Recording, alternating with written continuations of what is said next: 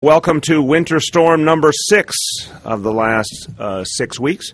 This storm sped up. This storm had more accumulation than was expected late last night, and we ended up with more snow on the ground through the morning rush hour than the original projections had suggested.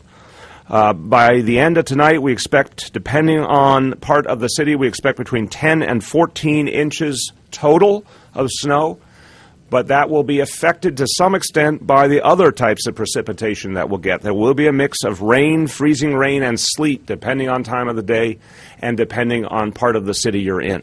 So we expect, starting in the early afternoon, a switch over from snow to other types of precipitation that might reduce the amount of snow on the ground in some places if it does warm up a little more and the temperature's been hovering around the low 30s, so we might get rain on enough of a level to reduce some of the snow, but that's not certain. We also could get a lot of freezing rain and ice and sleet.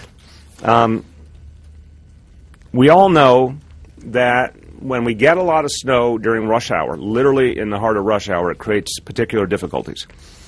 And we all know that the best situation is when the sanitation department has the freedom to really get out there and hit hard and make an impact. And they certainly did that in the early morning hours, but then the rush hour created a challenge for them.